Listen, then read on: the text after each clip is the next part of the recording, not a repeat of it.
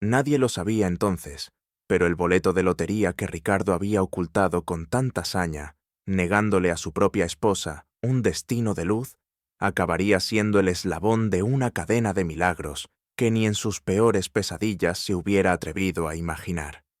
Un eco distante de justicia, un susurro de lo que verdaderamente significa la nobleza del alma, se cernía sobre el opulento salón aquella noche, esperando el momento preciso para estallar. Hola, mi querido amigo.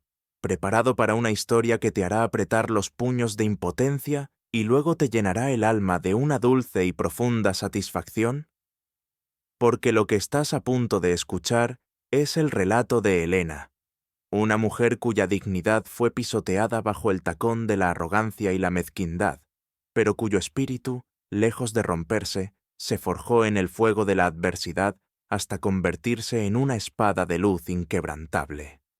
Elena era, para quienes la conocían superficialmente, una sombra, una figura menuda, casi imperceptible, que se deslizaba por los pasillos de la fastuosa mansión Vargas con una eficiencia silenciosa, siempre con la cabeza gacha, como si temiera ocupar demasiado espacio en un mundo que no le pertenecía.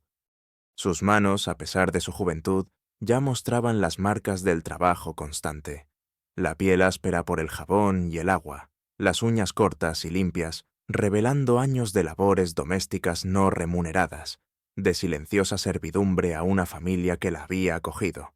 Sí, pero siempre recordándole su lugar.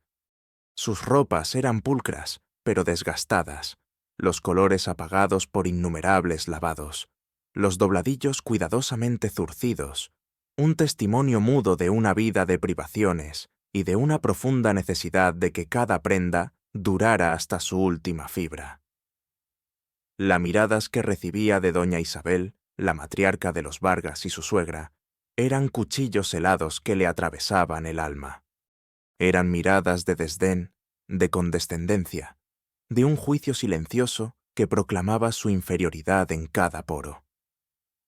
Elena sentía el peso de esos ojos sobre su nuca mientras preparaba el desayuno en la cocina de mármol, inmensa y fría, que contrastaba brutalmente con el pequeño y modesto apartamento anexo donde ella y Ricardo, su esposo, apenas cabían. El aire en la mansión parecía estar impregnado de un aroma a riqueza y a una antigua, rancia superioridad que a Elena le oprimía el pecho. Ricardo, por su parte, no era menos cruel, aunque su crueldad era la de la indiferencia. Era un hombre con el ego tan hinchado como su cuenta bancaria, una cuenta bancaria nutrida por el legado familiar, no por su propio esfuerzo. Él veía a Elena no como una compañera, sino como un accesorio más de su vida cómoda, una pieza de mobiliario útil, apenas digna de una mirada. Sus comentarios eran breves, secos, siempre con un tono de fastidio subyacente. Elena, mi camisa no está planchada. Elena, ¿por qué no has organizado esto? Elena, ¿por qué siempre pareces tan cansada? Cada palabra era un alfiler que se clavaba en su ya magullada autoestima. Una mañana, mientras ella limpiaba el porche, doña Isabel se detuvo, observándola con sus ojos fríos y calculadora. «Elena», dijo con una voz que destilaba azúcar y veneno, «pareces un fantasma. ¿No duermes bien? ¿O quizá es que la vida contigo es tan precaria que el brillo se te apaga?» Elena sintió cómo la sangre se le helaba en las venas.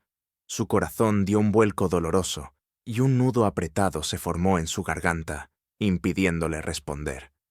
Bajó la mirada, fingiendo concentrarse en una mancha invisible en el suelo.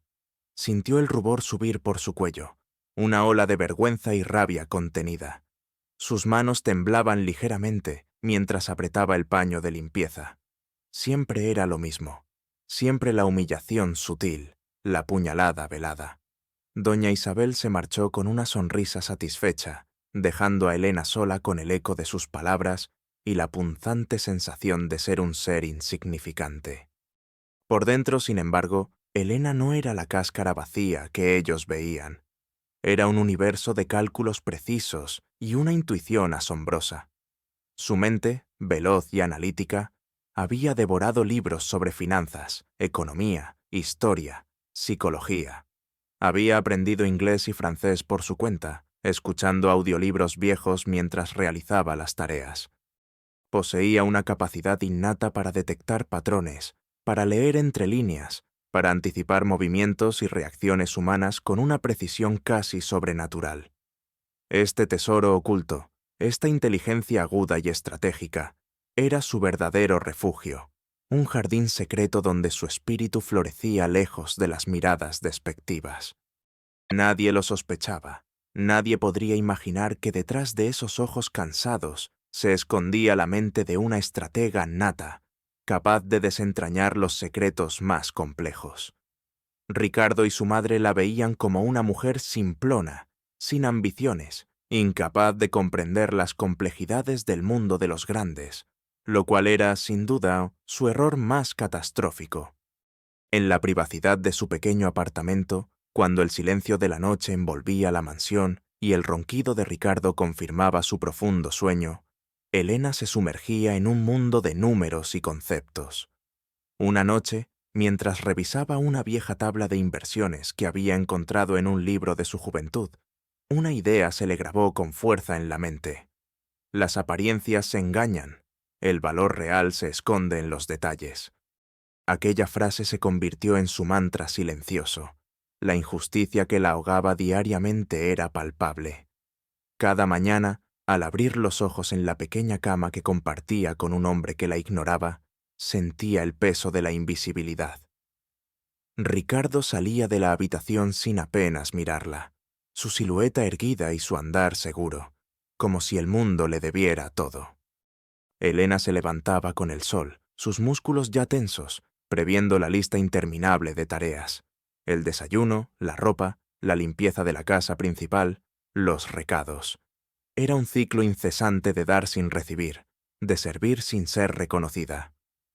En la cocina, mientras pelaba frutas para el jugo de Ricardo, escuchaba las voces de la familia Vargas en el comedor, risas vacías, comentarios superficiales sobre sus vacaciones de lujo o sus nuevas adquisiciones. Sentía un punzante dolor en el pecho, una mezcla de rabia y desesperanza. ¿Era esa su vida? ¿Sería siempre una sombra en el fondo, sirviendo a quienes la despreciaban? El sonido de los cubiertos de plata chocando contra la porcelana fina le recordaba la abismal distancia que los separaba.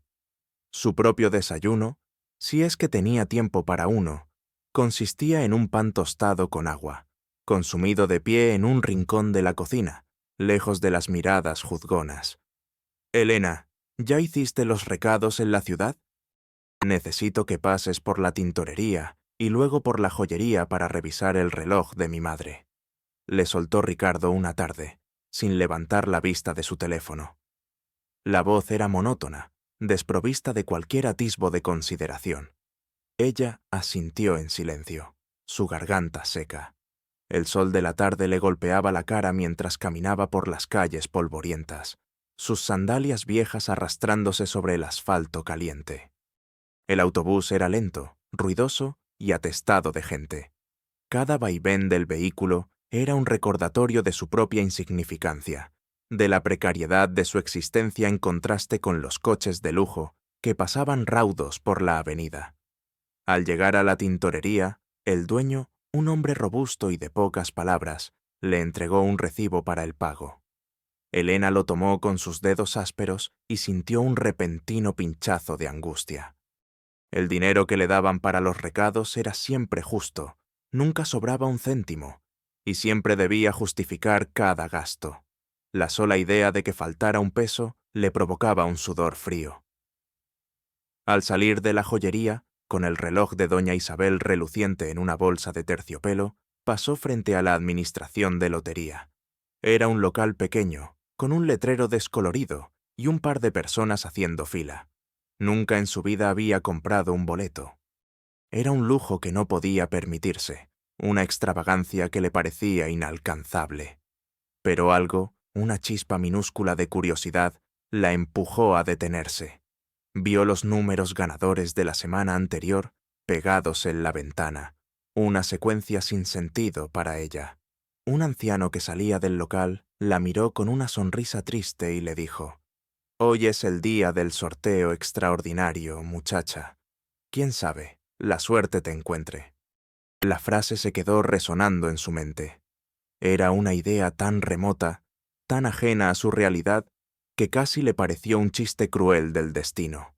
Pero al día siguiente, mientras revisaba el periódico para buscar un anuncio de venta que doña Isabel le había encargado, sus ojos se toparon con los números de la lotería en la página central. El corazón le dio un vuelco. No podía ser. Repasó la secuencia una y otra vez. Se levantó de golpe de la pequeña silla en la cocina, el periódico cayendo al suelo.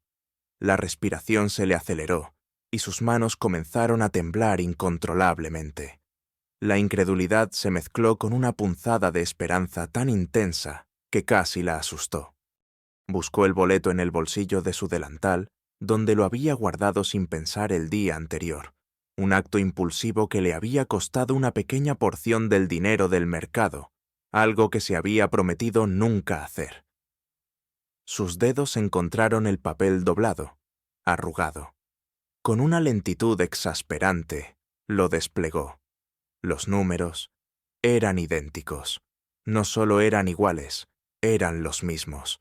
Sus ojos se fijaron en la serie, en el código de barras. Una risa nerviosa y un sollozo se le escaparon al mismo tiempo. Era real. Era increíblemente real. Había ganado. Ella, Elena, la invisible, la despreciada, había ganado el premio mayor de la lotería. La noticia se le subió a la cabeza como una fiebre. Un torbellino de emociones. Incredulidad, euforia, una ráfaga de miedo, y luego una oleada de alivio tan profunda que le dobló las rodillas. Se dejó caer en el suelo de la cocina, las lágrimas rodando por sus mejillas. No eran lágrimas de tristeza, sino de la liberación de años de opresión, de la promesa de un futuro diferente, un futuro donde ya no tendría que soportar las miradas de desprecio, donde podría, por fin, vivir con dignidad. La primera persona a la que pensó en decírselo fue Ricardo. La imagen de su rostro, al ver la noticia, le provocó una sonrisa genuina, una de las pocas que había dibujado en años. Ricardo entró en la cocina minutos después, con su habitual aire de superioridad, ajeno al cataclismo que se gestaba. «Elena, ¿por qué estás en el suelo? ¿Estás bien?», preguntó con un tono más de irritación que de preocupación. Elena se levantó con el boleto apretado en la mano. Su voz salió temblorosa, casi un susurro. «Ricardo, ganamos la lotería. Ganamos el premio mayor». Extendió el boleto hacia él, sus ojos brillando con una esperanza infantil. Ricardo lo tomó. Sus cejas se fruncieron en confusión, luego en una mueca que intentaba ser una sonrisa forzada. Sus ojos recorrieron los números y Elena vio un destello fugaz pero revelador, de codicia pura. Duró menos de un segundo, pero fue suficiente para que su aguda percepción lo captara. Ricardo carraspeó y su rostro recuperó una máscara de falsa euforia.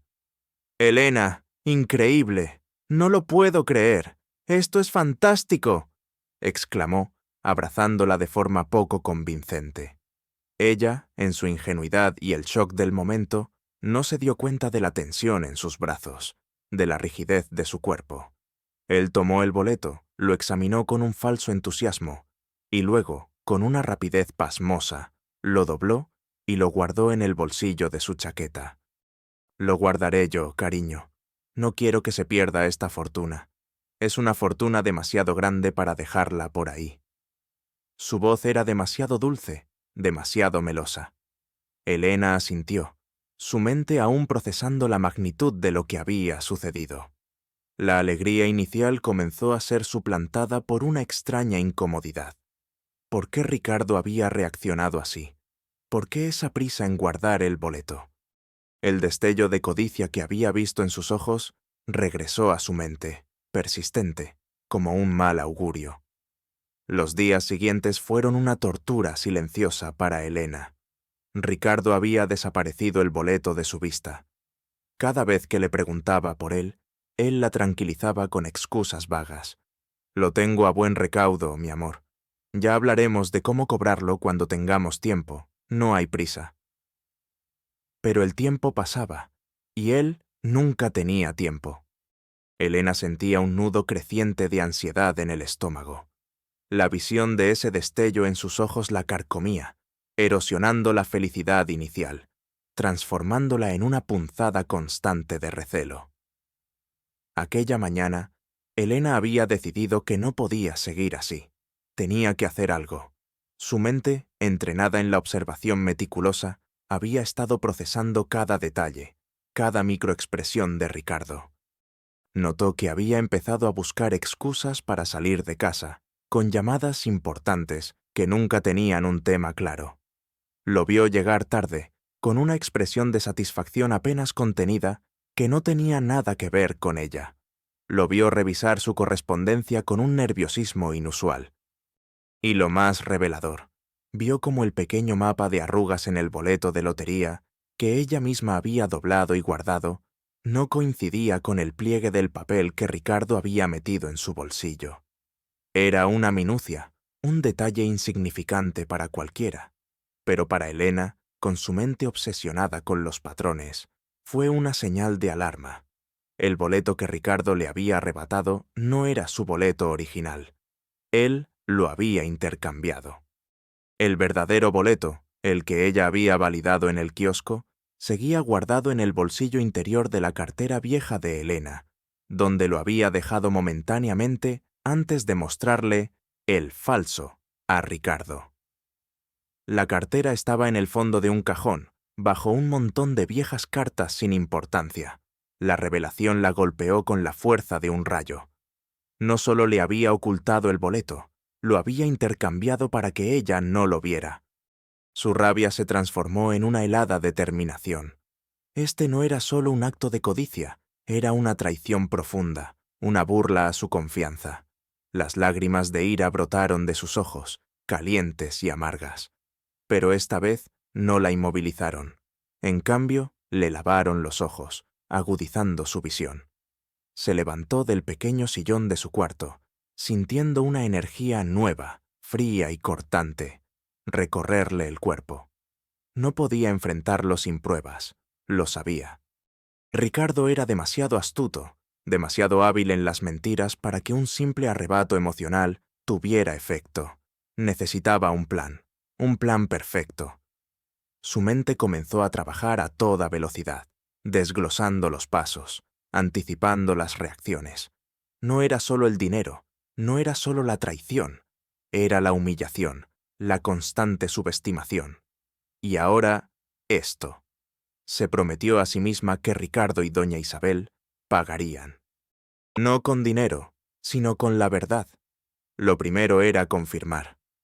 Con una calma casi sobrenatural, Elena se dirigió a su vieja cómoda, deslizó su mano bajo los calcetines gastados y sacó la cartera de cuero. Sus dedos temblaron levemente al desdoblar el papel, tan familiar. Allí estaba. Su boleto, el verdadero, con la pequeña mancha de café que le había caído al día siguiente. Una victoria agridulce. El corazón le latía con fuerza contra las costillas, un tamborileo que resonaba en el silencio de la habitación. ¿Qué haría ahora? ¿Denunciarlo? ¿Creerían a una mujer como ella contra la respetada familia Vargas? No. Necesitaba una estrategia diferente, una que golpeara donde más les dolía, su reputación, su imagen intachable. El proceso que siguió fue lento, meticuloso, casi obsesivo, y exigió de Elena una disciplina férrea. Pasó horas, días, noches, con los viejos libros de finanzas y derecho que había acumulado. Se convirtió en una sombra, observando cada movimiento de Ricardo. Descubrió que él no había cobrado el boleto. Había estado esperando el momento oportuno, un mes antes de que caducara, para minimizar sospechas. Elena también descubrió una fundación benéfica que Ricardo y doña Isabel usaban como fachada para evadir impuestos. El plan de Elena empezó a tomar forma, oscuro y brillante, como una joya escondida. Su primer paso fue acercarse a Sofía, una abogada joven y brillante que había conocido años atrás en una situación compleja. Elena había trabajado un tiempo en la casa de Sofía durante su adolescencia, limpiando para ayudar a su familia, y Sofía, a pesar de su corta edad, había tratado a Elena con una amabilidad y respeto que nunca había encontrado en otro lugar. La joven abogada recordaba a Elena no solo por su discreción, sino por una aguda observación que una vez la ayudó a resolver un pequeño incidente familiar. Elena le pidió una cita bajo un pretexto trivial. Cuando estuvieron a solas en la pulcra oficina de Sofía, Elena vaciló por un momento. La historia era tan increíble que temía no ser creída, pero la mirada serena de Sofía la animó. «Sofía», comenzó Elena, su voz baja pero firme. «Necesito tu ayuda, no como mi abogada, aún, sino como alguien en quien confío. Gané la lotería». Sofía la miró con sorpresa, sus ojos oscuros parpadeando. Elena le entregó el boleto real, explicando con detalle la secuencia de los eventos. La compra, el descubrimiento de los números, la reacción de Ricardo, el intercambio de los boletos y su propia investigación silenciosa. Sofía escuchó con una concentración intensa, su rostro reflejando una mezcla de asombro y creciente indignación. «Elena, esto es grave, muy grave. Tienes una prueba irrefutable», dijo Sofía, sus dedos finos acariciando el borde del boleto. «Pero, ¿por qué no lo has cobrado tú? ¿Y por qué Ricardo no lo ha hecho aún?» Elena le explicó su razonamiento, la imposibilidad de acusar a Ricardo sin que la familia Vargas la aplastara, la necesidad de una estrategia que no solo recuperara lo suyo, sino que expusiera la verdadera naturaleza de Ricardo y doña Isabel. Le habló de su intuición sobre la fundación fantasma, de las deudas ocultas de Ricardo que ella había descubierto sutilmente a través de papeles desechados y conversaciones a medias. Le reveló que su plan no era solo reclamar el dinero, sino utilizarlo para una causa específica, una que revelaría la hipocresía de los Vargas. Sofía se inclinó hacia adelante, sus ojos brillando con una luz nueva. «Elena, tu plan es audaz, riesgoso, pero si funciona, será devastador para ellos». La confianza se forjó en esa conversación. Sofía vio en Elena no a la sirvienta sumisa que los Vargas veían, sino a una mujer de una inteligencia formidable, con una resiliencia inquebrantable y un sentido de la justicia que ardía silenciosamente. «Cuenta conmigo, Elena. Haremos que paguen por esto». La alianza estaba sellada. El siguiente paso fue acercarse a don Ramón, un viejo periodista jubilado que había sido despedido de forma ignominiosa por un escándalo orquestado años atrás por doña Isabel, un asunto de difamación que destruyó su carrera. Elena lo había conocido de joven, cuando él cubría eventos sociales para un periódico local y ella trabajaba sirviendo en esas mismas fiestas. Don Ramón, ahora un hombre cansado y solitario, pasaba sus días en una pequeña biblioteca pública, sumergido en periódicos viejos. Elena se le acercó con una cautela infinita. «Don Ramón», dijo con voz suave, «¿recuerda a Elena, la que trabajaba en las fiestas de los Vargas?» Él alzó la vista, sus ojos nublados por el tiempo se aclararon al reconocerla. «Claro que sí, muchacha, siempre tan callada, pero tan observadora. ¿Qué te trae por aquí?» Elena le contó una historia a medias, sobre un amigo que había ganado la lotería, pero se sentía estafado por un socio. Quería saber cómo funcionaban las reclamaciones, qué tipo de pruebas eran irrefutables. Don Ramón, con su olfato de periodista, intuyó que había algo más. El nombre Vargas siempre encendía una chispa de amargura en él. Escuchó con atención, interrumpiendo con preguntas incisivas. Al final, se reclinó en su silla, mirando fijamente a Elena. «Muchacha, esto no es para un amigo, ¿verdad?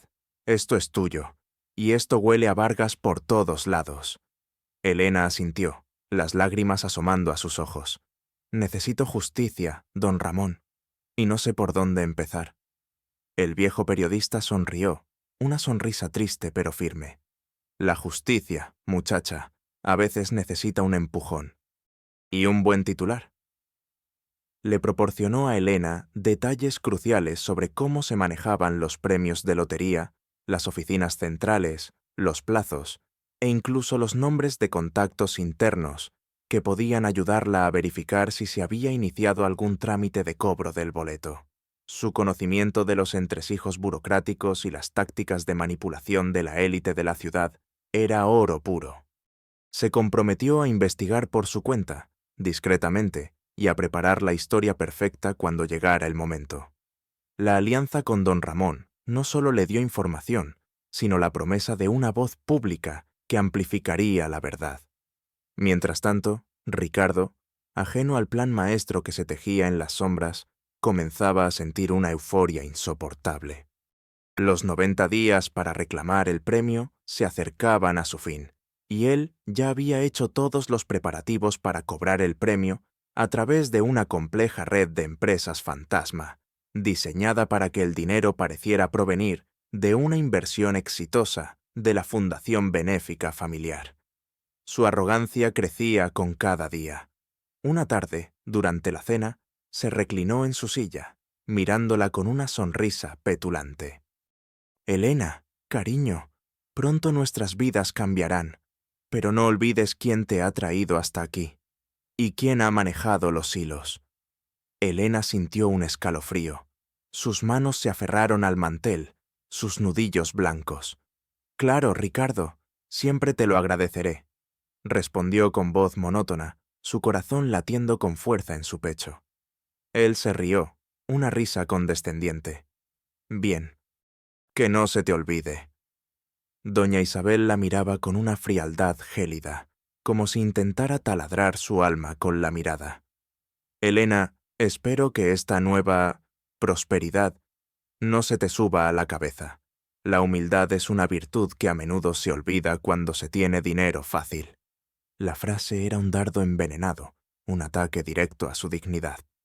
Elena se mantuvo en silencio, sus ojos fijos en su plato, pero por dentro, un torbellino de rabia y determinación la consumía. Quería gritar, quería romper la vajilla en sus caras, pero se contuvo. No era el momento. Cada burla, cada desprecio, cada insinuación de su inferioridad se almacenaba en su mente, alimentando el fuego de su venganza. Los monólogos internos eran su única válvula de escape. Se repetía a sí misma: «No te rompas ahora, Elena.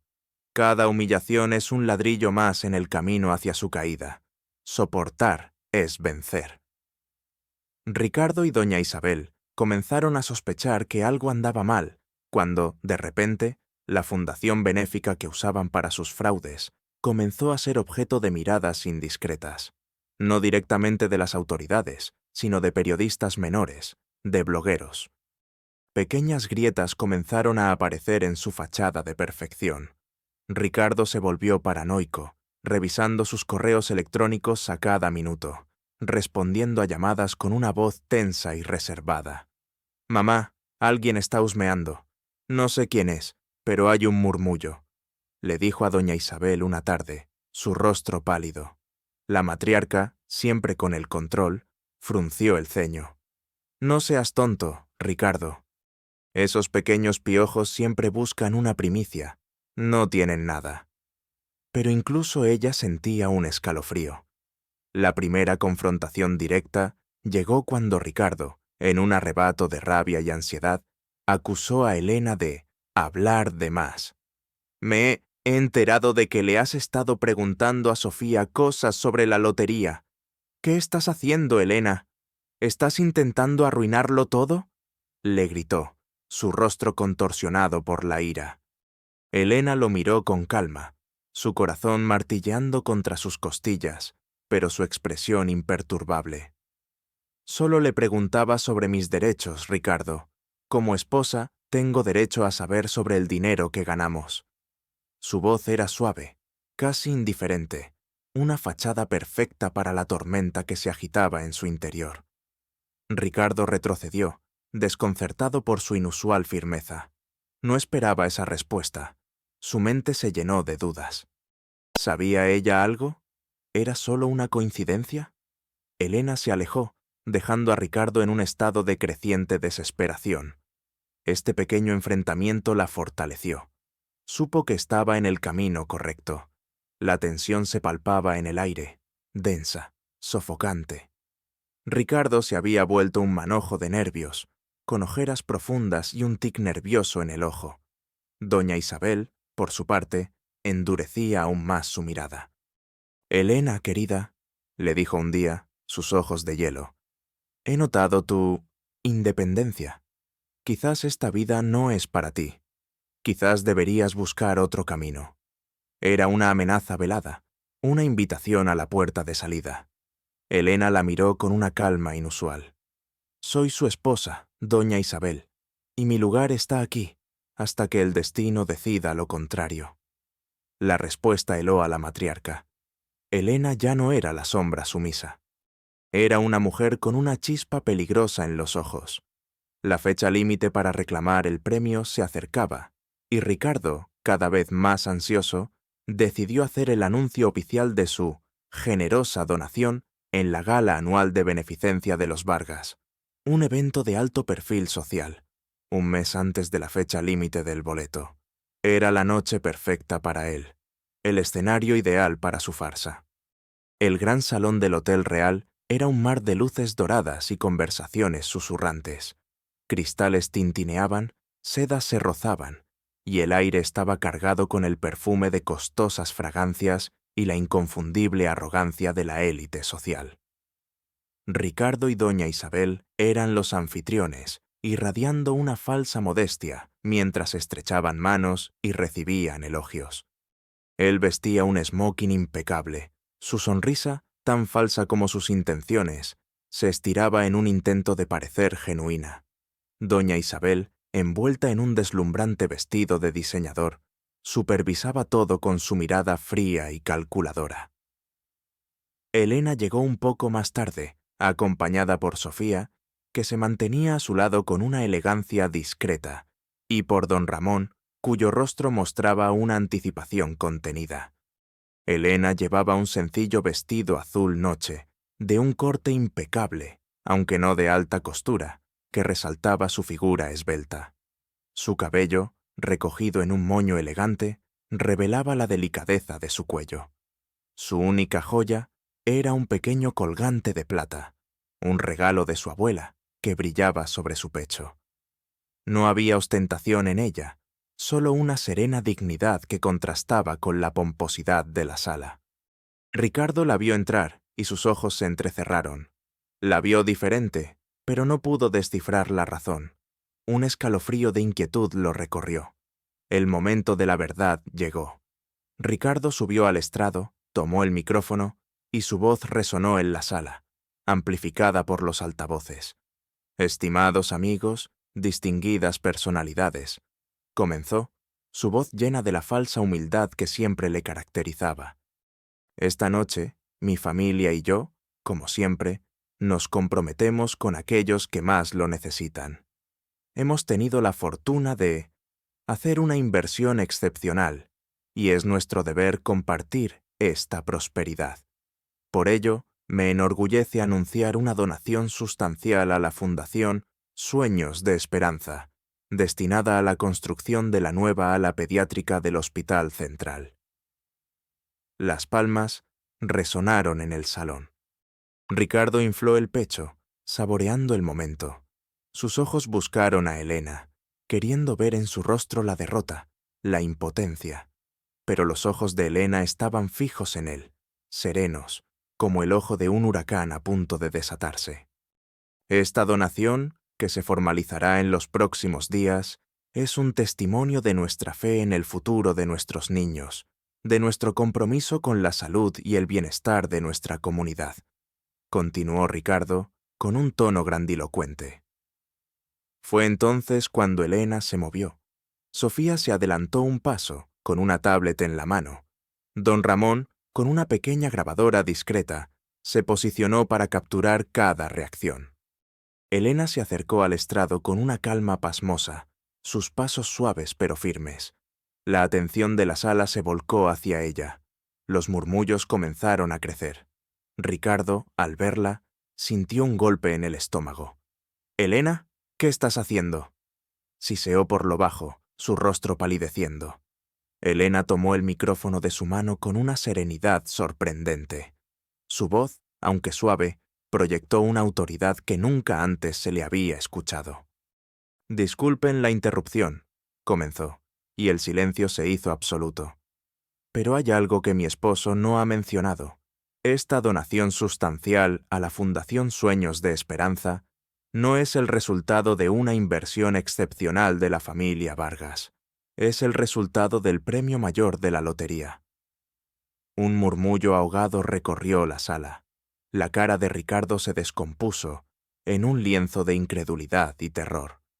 Doña Isabel, desde su mesa, se levantó de golpe, sus ojos desorbitados, su boca abierta en una mueca de horror. Elena levantó su mano, mostrando el boleto real, la mancha de café aún visible. «Este es el boleto ganador, el que yo compré, el que yo validé, el que mi esposo, Ricardo Vargas, escondió y me negó». La voz de Elena no temblaba. Era clara, cristalina, como el repique de una campana. Las cabezas giraron hacia Ricardo, quien ahora estaba pálido como la cera, sus ojos desorbitados, su mandíbula temblorosa. «Él lo hizo», continuó Elena, «porque mi intención, desde el momento en que supe que había ganado, no fue guardarme el dinero. Mi intención siempre fue donar la totalidad del premio a la Fundación Manos Unidas, para construir un centro de salud integral en el barrio más necesitado de la ciudad. Un centro que atienda a ancianos, niños desfavorecidos y madres solteras».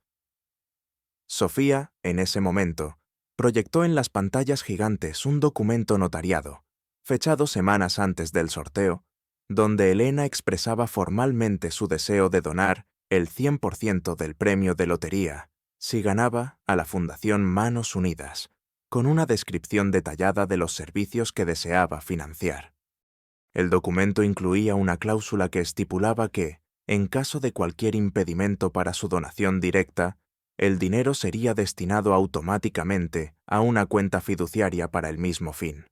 El notario que había certificado el documento apareció en la pantalla, afirmando su validez. El impacto fue devastador.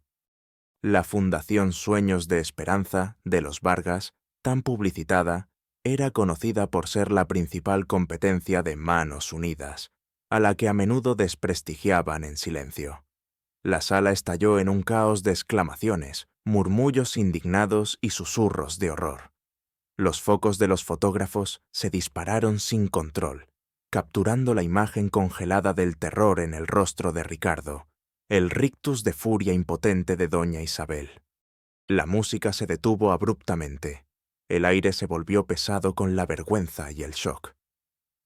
«Mi esposo», prosiguió Elena, su voz aún serena, «no solo me robó el boleto de mi futuro, robó la oportunidad de construir un futuro digno para cientos de personas vulnerables. Él no quería que el dinero fuera a Manos Unidas, porque eso le daría demasiado prestigio a una fundación que ellos siempre han intentado opacar. La acusación, ahora ligada a una causa benéfica, y no a un simple robo de dinero personal, magnificó el crimen a una dimensión moral. No era solo avaricia, era maldad calculada». Ricardo intentó balbucear, su voz estrangulada, un hilo apenas audible. «Elena, estás mintiendo. Esto es una difamación». Sus ojos se movían salvajemente de Elena a Sofía, a las pantallas, a los rostros atónitos de los presentes. Su piel estaba lívida, una fina capa de sudor frío perlaba su frente. Se tambaleó, aferrándose al podio para no caer. La gente lo miraba con asco y desprecio. Doña Isabel, con la cara congestionada de furia y humillación, intentó levantarse y gritar, pero su voz no salió, ahogada por la propia rabia y el shock. Cayó de nuevo en su silla, sus manos temblando incontrolablemente, sus labios formando palabras silenciosas de maldición.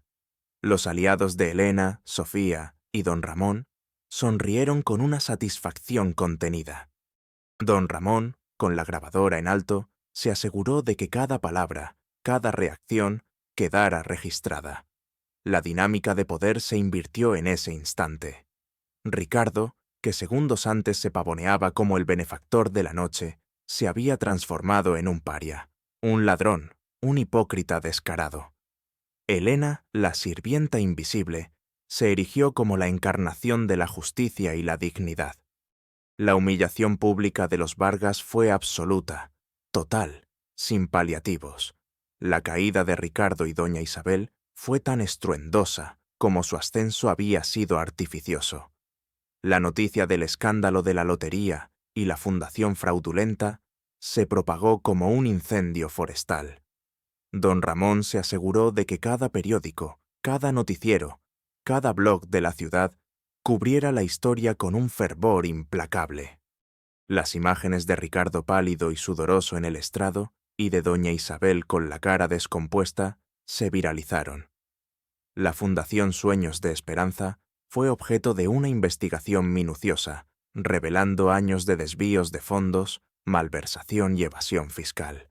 Las donaciones se desplomaron. Las empresas de Ricardo, ya tambaleantes por su propia incompetencia, no pudieron soportar el golpe reputacional y financiero. Los inversores huyeron. Los socios disolvieron sus alianzas. La mansión Vargas, que había sido el símbolo de su poder, fue embargada para saldar deudas y pagar multas. Las joyas de doña Isabel, sus obras de arte, sus vehículos de lujo, todo fue subastado. Ricardo fue arrestado por fraude y malversación, además de la acusación de robo que Elena no había querido hacer pública directamente, pero que las autoridades investigaron al encontrar el boleto en su posesión y la evidencia de su intención de cobrarlo. Fue un juicio rápido, la evidencia irrefutable, el veredicto unánime. Ricardo Vargas, el heredero arrogante, fue sentenciado a varios años de prisión. Se le vio en el noticiero, esposado, su ropa ahora raída, sus ojos vacíos y sin brillo, su altanería convertida en una amarga mueca de derrota. Pasó sus días en una celda fría, compartida con criminales reales, un mundo que jamás imaginó que tocaría. El lujo, los sirvientes, la adulación, todo eso se había desvanecido como un sueño.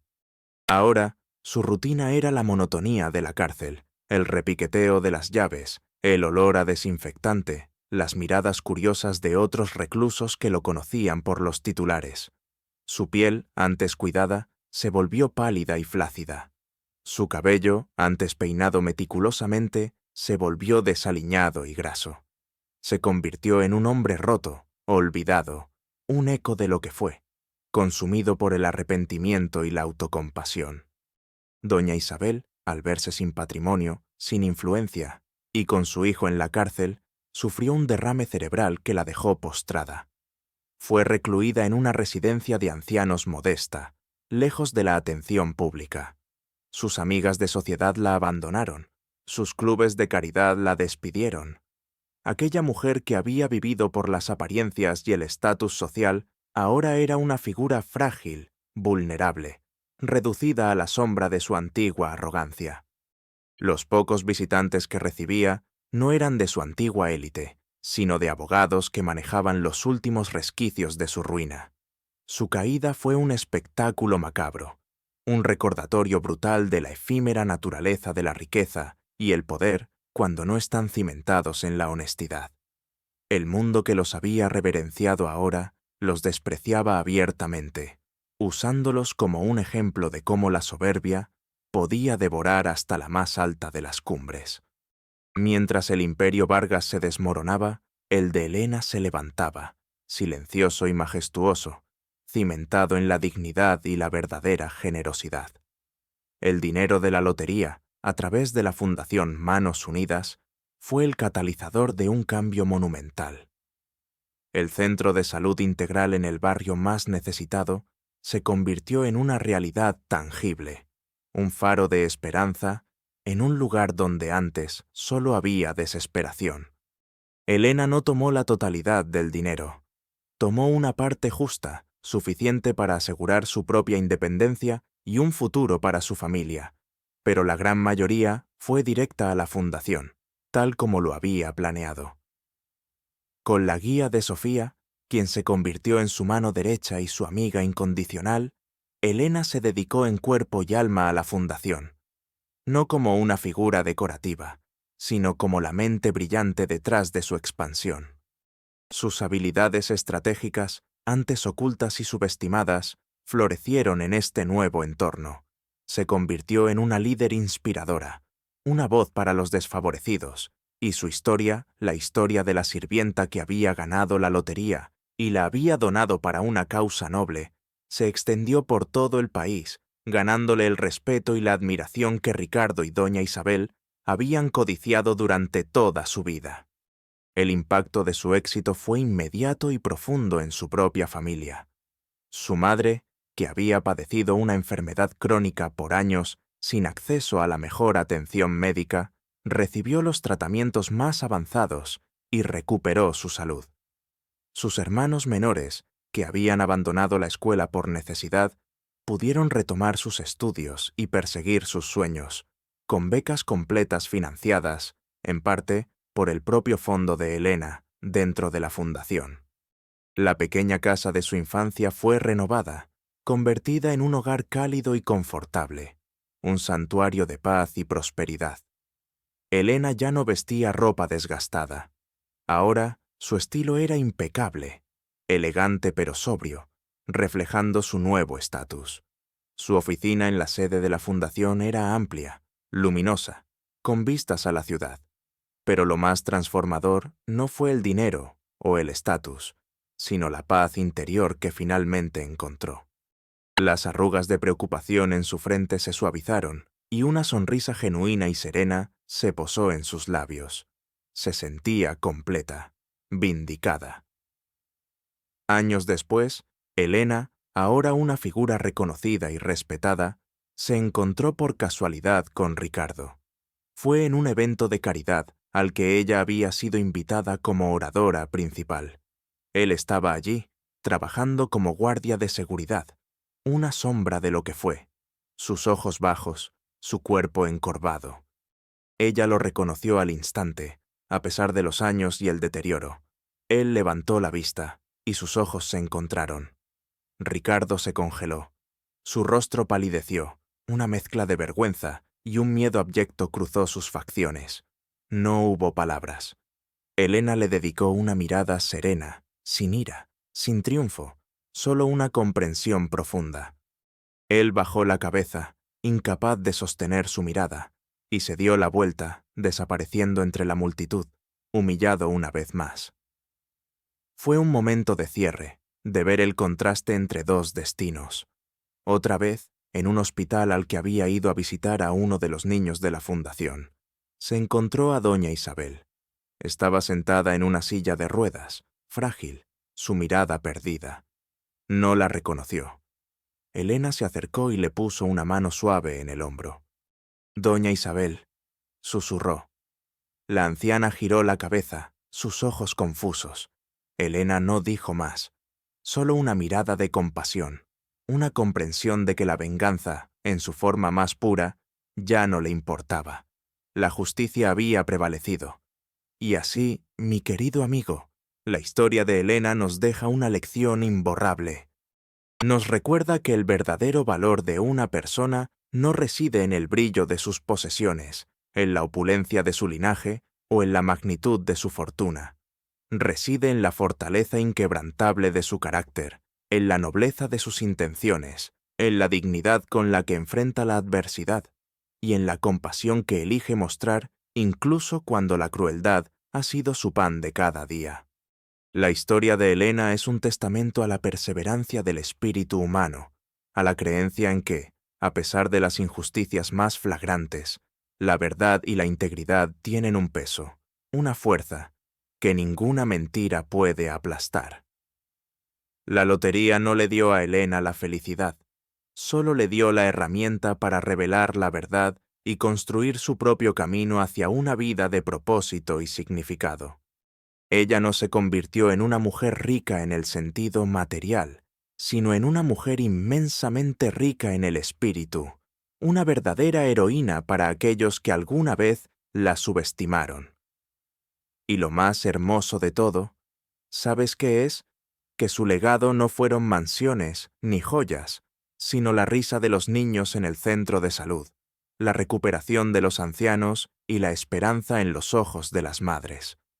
Esa es la verdadera fortuna, la que nunca se agota, la que resuena mucho más allá de los ecos de cualquier billete de lotería.